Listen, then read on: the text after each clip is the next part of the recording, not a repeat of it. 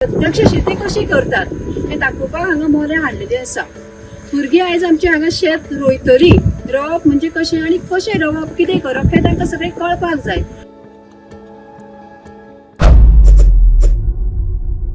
परत शेती कडेन वळप ही काळाची गरज जावन आसा। ही काळाची गरज ओळखून आमी आमच्या भुरग्यांक प्रत्यक्ष शेती कशी करतात हें दाखोवपाक हांगा मोले हाडलेले आसा।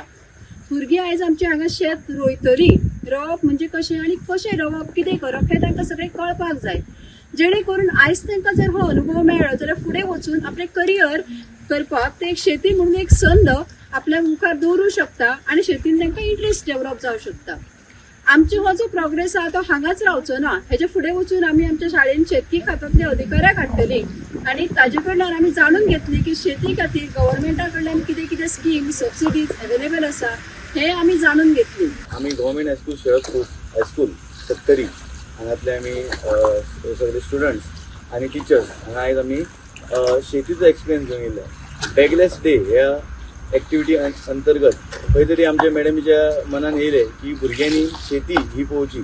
आधुनीक काळात शेती खूप कमी जाता आनी आमकां एक दिसना, खंय तरी भुरग्यांक शेतान शेती जाता म्हणून खबर आहा पण तेंच्यांनी हांव पळोवना।